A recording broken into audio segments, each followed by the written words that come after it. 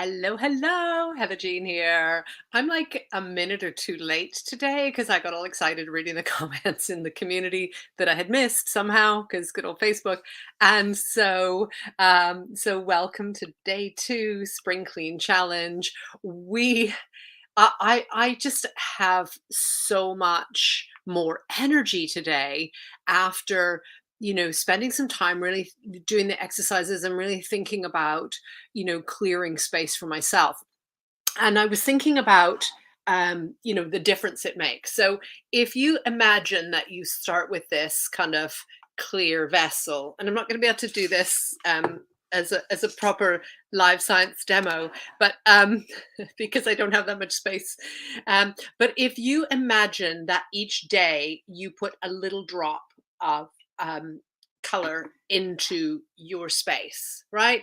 It's not fully colored, it's still got a lot of clear water, um and that's okay, because you know what happens over time as you keep putting a drop in. Guess what's going to happen? It is going to color your world. So if you imagine that, I think I put more than two drops in for today. But if you imagine that this is your what you want to create, and each time you put a drop or two drops in each day, it adds to it, and it soon adds up. Now we know that logically, but a lot of times we're not really tuned into that, particularly around our own intentions. And so I just wanted to do a quick check because yesterday it didn't come up live for me. It was very strange. Oh yeah, it is. It's totally there. Okay, so for yesterday, if you weren't here with us, first of all, hello, hello, and welcome. You are in the right place. You can always go back and watch day one on replay if you'd like to. But we talked a lot about gardens. Oh, my dog's joined us now as well. And we talked a lot about gardens and that spring clean being a bit like clearing space. Yesterday, we were talking about, moving away all of the debris from the winter, unwrapping ourselves, and just kind of making space for ourselves. And I asked the question that I'm going to ask every day this week, which is, what does your garden need? And so yesterday, I started my dedication to drinking more water, because I know that I need more of that. It gives me energy. I can tell when I'm dehydrated. So it's really important that we have that. But it's really, the practice is about tuning into your body and into your mind and into your energy, and that kind of flow between the two. So if it's something in your body, if it's nutrition or nourishment or exercise or air or sunlight, then great. If it's about meditation and space in your own mind to declutter or to clear space, then meditation is fabulous. If it's just about not having the energy in, mentally or physically, then you might be looking at practices like, we talked about yesterday, creating a space or an altar, having a lighted candle, or sitting in a space with, essential oils, or having, cards, if energy cards are your practice. But doing that throughout the day, not just kind of like, it's a great way to start your morning, no question about it. I start my morning every morning with a few minutes of stretching and then meditation. And that I don't move from my bed for that. Like I do some gentle stretching in my neck and my shoulders and my legs in the morning, to just gently wake up while I'm moving into a meditative space. So I'm kind of connecting my mind and body. But if you just do that in the morning, the same with affirmations, which we talked about yesterday, right? Whatever we're telling ourselves, we're affirming to ourselves, and those go on a loop. So having positive affirmations stated in the now, stated in the current, the present, something that serves us. If you need help with affirmations, I have a beautiful document that I've created for myself. I'm more than happy to share it with you, with 50 of my favorite affirmations that I've taken from different places, and then I've kind of customized them to what works for me. The most important thing that we talked about yesterday that I want to come back to is about your intentions. So If you're spring cleaning, if you're clearing space, if you're starting new practices, if you want to find a new path or follow a new path if you've already found it, then that initial idea is exciting because you're full of passion and you have wonderful, faith and belief that you're going down this new path. But it's really important to know intentions. And intentions like affirmations are things we have to come back to throughout each day. So when you're communicating with someone, just check in with, what's my intention here? Because if my intention is to be understanding and loving, that is very different to if my intention is to be, um, let's say, sarcastic and cutting would be a very different kind of energy. And so knowing what your intentions were, if you communicate something and somebody is hurt by it, then go back and consider, was that your intention? Like, if you're honest with yourself, was that your intention? And if it wasn't, then think about how you could communicate differently, is an example of that. But intentions are critical. And when you embark on a new season and you're unwrapping and you've cleared away all the debris from your garden and you've thought about what you're gonna what want your garden to be about or like, and you've loosened up all of the soil and you've put your drop into the vessel that is you, or your space, then it's really important to be able to tap into a few things, and that's what we're going to talk about today: finding your path and shedding light on it. So I love about stepping into your spotlight. That is important. So in order to have unshakable confidence, you need to start from what you do know or where you are. So, well, actually, you start from your intentions, but from your intentions, then what is it that you know? What is it, something that you're certain of? And that will help you build your confidence. For example, you might want to go back to real truisms, things that you know to be true, that, the sun is always shining above the clouds, or that the sun will rise tomorrow.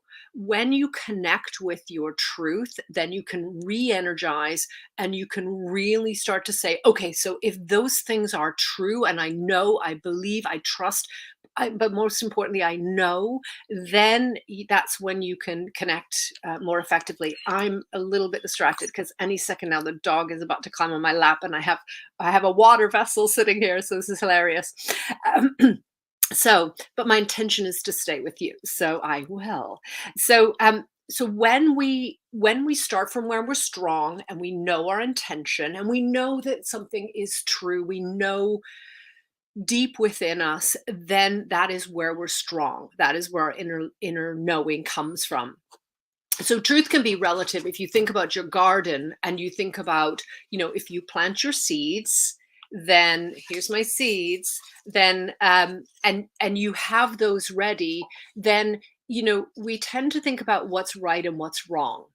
So it would be right to have my garden this way, or it would be wrong to have my garden. And my neighbors have their garden that way. I should have my garden that way. I've seen it in magazines, or whatever it is. And here's the beautiful thing: your intentions, your inner knowing, your energy and passion, and your path is yours, and it's not mine, and it's not anybody else's. It's certainly not belonging to your neighbors. So you get to decide what you put in your garden and what happens. And when you plant those seeds, you have to know that they will grow. Now, last year I planted 2 pots of marigolds, and I knew that they would grow because they had grown every other year. And one of the pots did not grow. And that's fine too. But it is about, when you plant those seeds, that you trust and believe that if you nourish them and look after them, and possibly I didn't go that deep into the mystery of the non-flowering marigolds, but when you plant them, you have to believe and you have to have that unshakable confidence in it. So, if your intention is to grow your business, if your intention is to develop your career, if your intention is to feel more confident in your personal life or in your relationships, if your intention is to be able to take up space unapologetically, then you have to know that that is true. And so we start from where we're strong and we trust that inner knowing. So there's a quote from Marianne Williamson, of whom I'm a fan, and she talks about ask yourself, who am I to be brilliant, gorgeous, talented, and fabulous? The question is, who are you not to be? So there's nothing smart about playing things small, so that other people will be able to shine, or so that you won't feel insecure, or so that you won't be judged, or so others won't be judging you. You were born to express who you are and what is within you. And just when you plant, just like you plant the seeds, then you trust and believe that they will grow if you nurture them. And so when you let your light shine on them, when you let sunlight shine on your seeds, then you get to grow and you get to express and you get to expand. And sometimes different things grow than what you were expecting. But you have to be open to that. And so I was thinking about this in terms of the sunshine, because my strong truth has always been that the sun shines tomorrow, like the sun will rise tomorrow. And I used to do a lot of NLP training, neuro linguistic programming training, and I used to have a lot of people try and shift that unshakable belief, but it is one that I've never had shaken. So I was thinking about that in terms of light and what that means for my own solid start from where you're strong. And there is no light switch that switches the light to darkness, right? It's just switching the light off. And so what we're doing when we do a spring clean challenge or things like this is we're switching the light on. You can choose to switch the light off, right? You can choose to make things darker. The absence of light is darkness. So, but there's no darkness switch. And I'm going to put that light back on because I like having light. But I just want to remind you that when you choose to step into your spotlight, when you choose to stand in your sunshine, when you choose to add energy to your seeds, they will grow.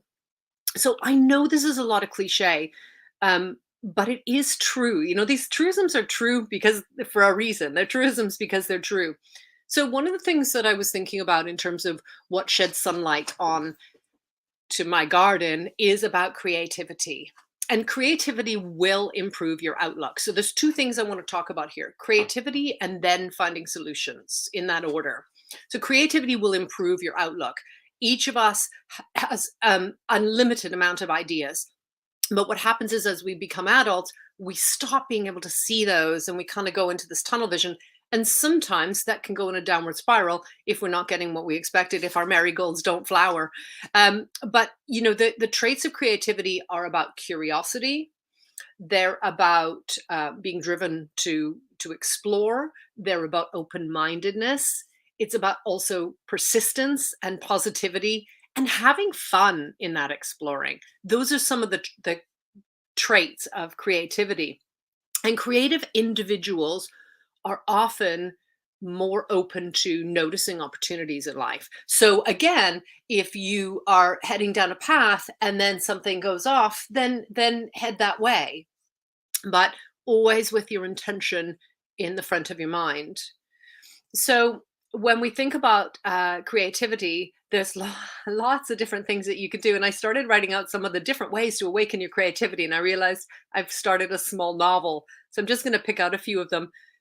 One of the ways that you can awaken your creativity is to change your routine. Now, routines are great for structure. Routines keep us safe and secure, but they also keep us in that comfort zone, right? And we talked about it yesterday about stretching and just taking steps outside of our comfort zone. So shaking up your routine. So be careful when you shake up some of the routine. For example, I like my stretching and meditation in the morning. It starts off my day in a good way. My gratitude practice as well in the morning and the evening. So those things are not things I want to change in my routine, but the order that I do things in, or the days that I do things on, changing up that routine can be a really good way of making us conscious. Just like if you were to drive somewhere that you're very familiar with and you go a different route without detour signs, you just go a different route and see what will happen. It's that, right? You could try, walking. You could try um, practicing creating new ideas. I have a training company that I've had for over 25 years, so I collected a lot of tools in that time. And so this is a 5 minute timer, and so you could do like if I'm gonna let's say shake up my socials. Then I set a timer, and you can do that on your phone as well. You can just set a thing. I like toys and visual and kinesthetic things, but set yourself a time and say for 5 minutes, I'm going to brainstorm all the different possible things that I could do to shake up my socials, or to, try and find a new job, or to, I don't know, manage a situation with somebody in a relationship, either at work or in your personal life, different things that I could do. And what's fabulous about that is that it just opens up a lot of space. I do this a lot with corporate clients, where I'll say, okay, you're talking about how to draw in new customers. So let's talk about all the ways to not draw in customers. Let's talk about ways to drive them away and repel customers, right? 5 minutes, go. And what's fun about that is that it gets the creative juices going, because people are like, oh, we could swear at them, or we could completely ignore them, or we could be rude in some way. We could, I don't know, all kinds of different things come out. But what's fun about that is that then you can look back at that and sort of say, okay, what's the inverse of that? And actually, how many of those things already happen, which is very true for some of my corporate clients. So so just some ways to kind of get your creative juices going. There's always the obvious ways of, putting on music is a great way. Dance in the dark, though. Like, let's be creative about creativity, right? So it's instead of just like, putting on some music and dancing, which I'm a fan of, but do it in the dark. Like, clear a space, and then where nobody can see you and you can't see you, and that shuts off your mind and just lets your body take over. So shake up your routine, try different things, but also you can try the same thing in different ways. Okay. The other thing about creativity is to try it like a child would. So play the what if game in positive ways. I posted about that last week. What's your what if game? What if positive things happen, and start to list what if all the money started to come to me, and what if all the clients started to come to me, and what if my career really took off, and what if I found the love of my life, and what if I had my dream home, or whatever it is. And you can go more specific than that. I'm just throwing some ideas out there. But when you gather lots of ideas, it's very childlike thinking, and children are very curious. So it's a really fun way of doing it. But commit to that, to doing that daily. Like, just do a few minutes. Just do your little 5 minutes of a creative. So I'm thinking about my day ahead. Let me think about creative ways to approach that. And then, and only then, do you turn to the solutions, right? So and with creativity, it's like a brainstorm. It's just coming up with ideas without evaluating. And then, and only then, do we evaluate. Once the first stage, that's one of the reasons why I had this timer. It's kind of, 5 minutes of creating possible ideas, and then 5 minutes, or usually longer, for evaluating ideas. So then we can start to look for the solution. We can start to turn our thoughts towards what we can do. And this is where it's important, where we don't want to think about how. Like, when we plant our seeds, right? We don't think about how are they going to grow. We just know that they are, right?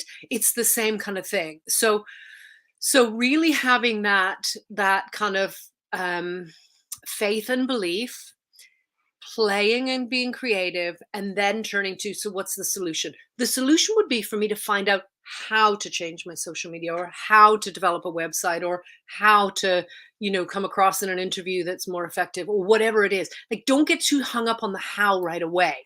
So sometimes when I'm doing this step, the evaluate part of, after the fun creative part, is that I'm thinking about, how do I find out how?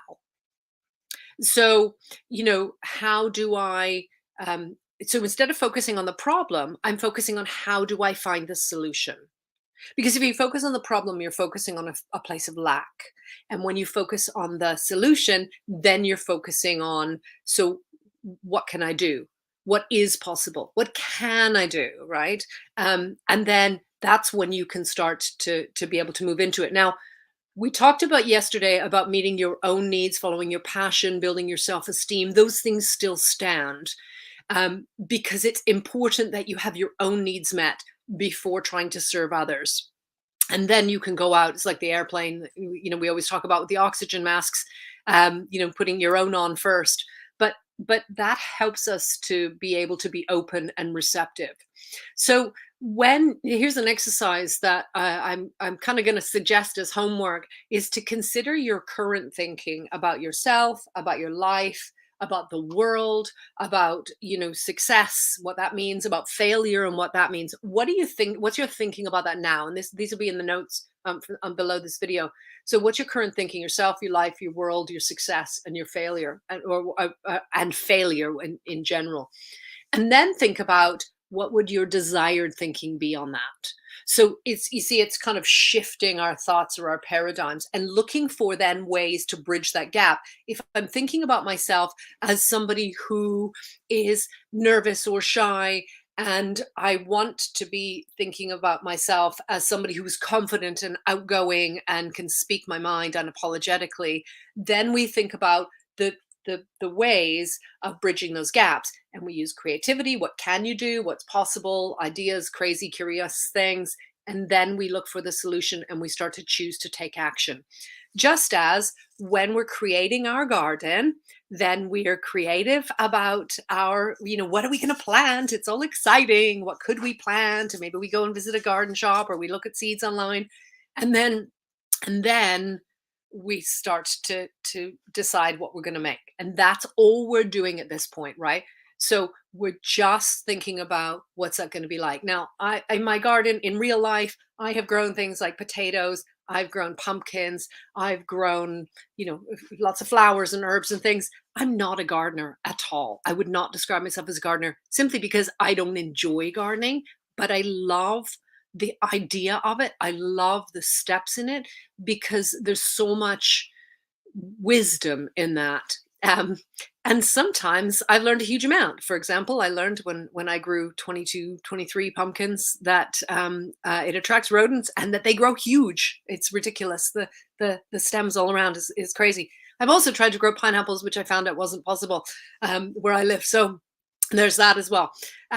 So we learn and we create and we play. And so when we think about failure, then we can think about, what I want to do is take the learnings of my failures, because I don't see failure as a negative thing. I see it as a way of, oh, look, I've just learned 10,000 ways not how not to do things.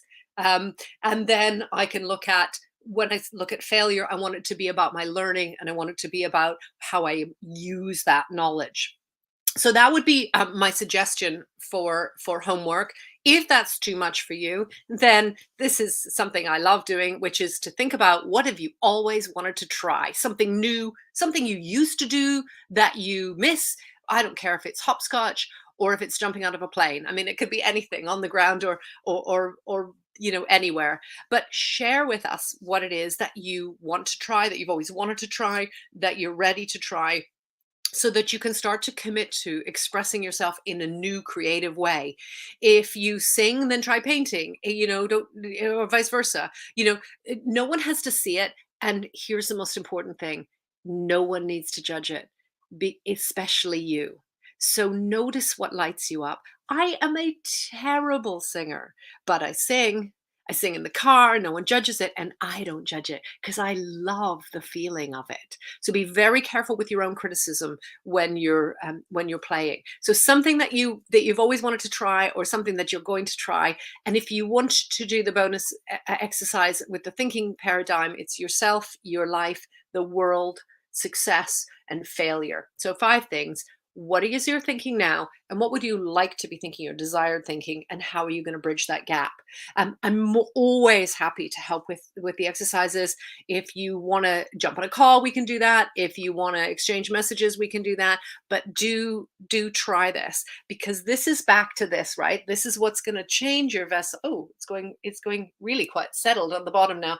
But what will happen is, over time, that will start to fill, and it will change and color your world.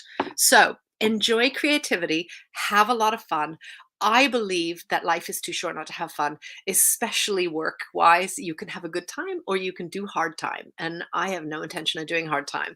So join me tomorrow. Tomorrow we will be talking about nourishing those seeds. So, again, what does your garden need? Again, back to intentions. And then we're going to think about feeling good in our body. And we're going to think about really kind of nourishing those ideas that we've kind of been planting today. Thank you again for joining me. Always here if you need anything or if this is stirring anything up and you want to explore a little bit more. I am the right person to be doing this because I believe everyone deserves and should have unshakable confidence. I'm Heather Jean, reminding you that it is your body and it is your world and it is your stage. Take up space and own it. Thank you so much for being here. Bye for now.